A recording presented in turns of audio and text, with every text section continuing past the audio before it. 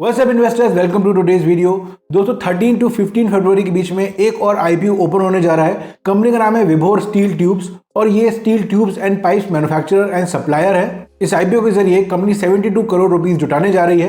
तो इस वीडियो में हम विभोर स्टील ट्यूब्स के आईपीओ से जुड़े सारे इंपॉर्टेंट डिटेल्स को कवर करेंगे जो इस आईपीओ में अप्लाई करने से पहले हमें जानना जरूरी है। हम इसके लेटेस्ट ग्रे मार्केट प्रीमियम को देखेंगे, हम इस कंपनी के बारे में जानेंगे, इसके फाइनेंशियल्स को चेक करेंगे और इस आईपीओ के पॉजिटिव एंड नेगेटिव एस्पेक्ट्स के बारे में बात करेंगे और उसके बाद एनालाइज करने की कोशिश करेंगे कि क्या इस आईपीओ में हमें अप्लाई करना चाहिए या इस आईपीओ को अवॉइड करना चाहिए, और अगर हम इस आईपीओ में अप्लाई करते हैं तो क्या केवल लिस्टिंग गेन के लिए हमें यहाँ पर अप्लाई करना चाहिए या इस कंपनी में हम लॉन्ग टर्म के लिए भी इन्वेस्टेड रह सकते हैं। तो ये सारी चीजें इस वीडियो में हम कवर करने वाले हैं। वीडियो को लाइक करने में कोई भी कंजूसी मत कीजिएगा और चैनल पर पहली बार आए हैं या अभी तक सब्सक्राइब नहीं किया है तो चैनल को सब्सक्राइब जरूर कर लीजिए। तो चलिए बिना देर किए आज का वीडियो स्टार्ट करते हैं। सबसे पहले इस कंपनी के बारे में जान लेते हैं। तो ये कंपनी 2003 में इनकॉर्पोरेट हुई थी और विभोर steel tubes limited manufacture, export and supply करती है स्टील पाइप्स एंड ट्यूब्स को इंडिया की हैवी इंजीनियरिंग इंडस्ट्रीज में। कंपनी के प्रोडक्ट पोर्टफोलियो में है ERW पाइप्स जो कि water transport, oil, gas and other non toxic supplies के लिए काम आते हैं। Hot dipped galvanised pipes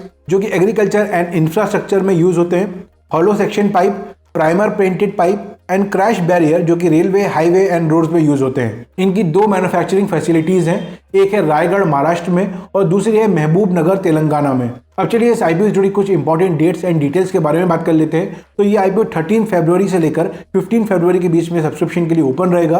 basis of allotment 16 फरवरी को होगा और इसकी लिस्टिंग डेट 20 फरवरी हो सकती है। आईपीओ का प्राइस बैंड है 141 टू 151 रुपीज पर शेयर का। 99 शेयर्स का यहाँ पर एक लॉट है। इस आईपीओ का इशू साइज है 72.17 करोड़ का और अच्छी बात यह है कि पूरा का पूरा इशू फ्रेश इशू है। मतलब यहाँ पर जो भी कंपनी पैसा रेज करेगी वो पैसा कंपनी के पास जाएगा और उसकी ग्रोथ में यूज होगा।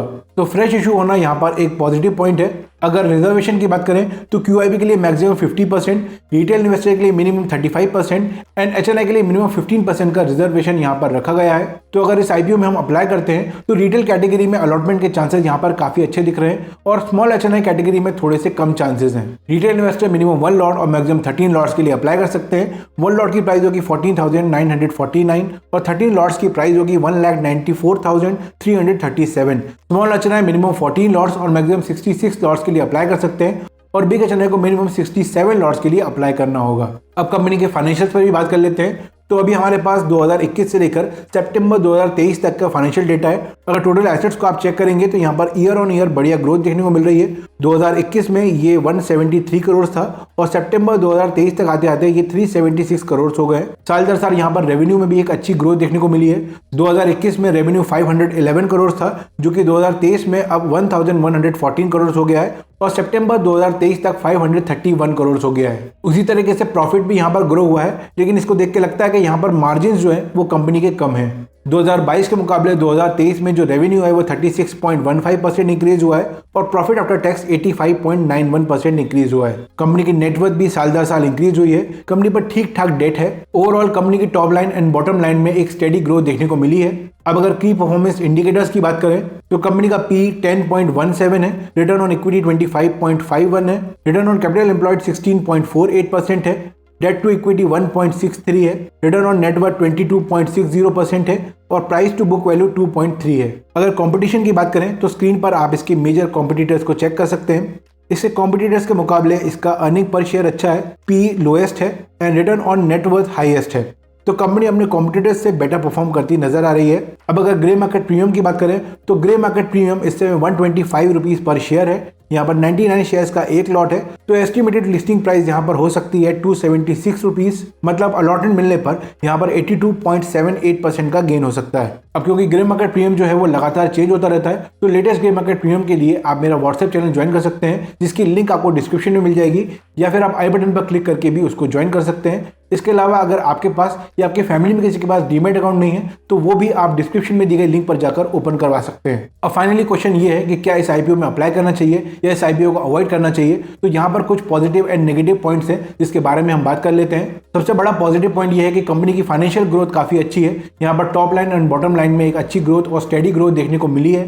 Company steel pipes and tubes को मैन्युफैक्चर करती है तो ये ऐसे सेगमेंट में काम कर रही है जिसमें फ्यूचर में भी एक अच्छी डिमांड यहाँ पर देखने को मिल सकती है। इसके अलावा कंपनी अपने कॉम्पिटिटर से भी अच्छा परफॉर्म करती नजर आ रही है। अगर आईपीओ की बात करें तो ये काफी रीजनेबली प्राइस्ड है और छोटा आईपीओ है तो यहाँ पर हाई डिमांड देखने को मिल सकती है। ग्रे मार्केट में भी यहाँ पर काफी अच्छी डिमांड दिख रही है। अब अगर नेगेटिव फैक्टर्स की बात करें तो 3 मेजर रिस्क यहाँ पर मुझे नजर आ रही है। पहला तो कंपनी एक ही कस्टमर पर रेवेन्यू के लिए हेवीली डिपेंडेंट है, जो कि है जिंदल पाइप्स। जिंदल पाइप्स से इनका करीब 90% रेवेन्यू आता है। दूसरा बड़ा रिस्क ये है कि इनके जो प्रमोटर्स हैं, डायरेक्टर्स हैं एंड ग्रुप ऑफ कंपनीज है, उन पर कुछ लीगल प्रोसीडिंग्स चल रही हैं और अगर उसका वर्डिक्ट इनके फेवर में नहीं आता है तो इनके रेपुटेशन पर काफी नेगेटिव इंपैक्ट पड़ सकता है। तीसरा, कंपनी का पिछले 3 सालों में कई बार cash from operating, financing and investing activities negative में रहा है। तो ये कुछ मेजर रिस्क यहाँ पर नजर आ रहे हैं। अब क्वेश्चन ये है कि क्या इन सबको देखने के बाद मैं इस आईपीओ में अप्लाई करूंगा या इस आईपीओ को अवॉइड करूंगा। तो दोस्तों मैं इस आईपीओ में अप्लाई करूंगा, लेकिन केवल लिस्टिंग गेन के लिए। वैसे यहाँ पर अलॉटमेंट के चांसेस थोड़े से कम ही लग रहे हैं क्योंकि छोटा आईपीओ है और यहाँ पर हाई डिमांड रहने की पूरे चांसेस हैं। और मुझे लगता है कि अगर यहाँ पर अलॉटमेंट मिलता है तो 100% तक के लिस्टिंग गेन यहाँ पर देखने को मिल सकते हैं। लेकिन दोस्तों ये मेरा पर्सनल ओपिनियन है, ये वीडियो केवल एजुकेशनल पर्पस के लिए है। आप अगर इस आईपीओ में अप्लाई करते हैं या कहीं भी इन्वेस्ट करते हैं तो आपको खुद एनालाइज करना चाहिए या फिर किसी फाइनेंशियल एडवाइजर की हेल्प लेनी चाहिए। बाकी आप मेरा व्हाट्सएप चैनल ज्वाइन कर सकते हैं, जहां पर आपको आईपीओ से जुड़ी सारी इंपॉर्टेंट अपडेट्स मिलती रहेंगी। अगर कोई क्वेश्चन है तो आप कमेंट सेक्शन में पूछ सकते हैं और अपना ओपिनियन भी कमेंट सेक्शन में शेयर कीजिए कि क्या आप इस आईपीओ में अप्लाई करने वाले हैं या इस आईपीओ को अवॉइड करने वाले हैं। वीडियो पसंद आया तो लाइक कीजिए एंड अपने फ्रेंड्स के साथ शेयर कीजिए और अगर चैनल पर पहली बार आए हैं तो सब्सक्राइब कर लीजिए एंड बेल आइकन प्रेस कीजिए ताकि आने वाले वीडियोस की अपडेट आपसे मिस ना हो। Thanks for watching. मैं मिलूंगा आपसे नेक्स्ट वीडियो में। Take care and have a great day.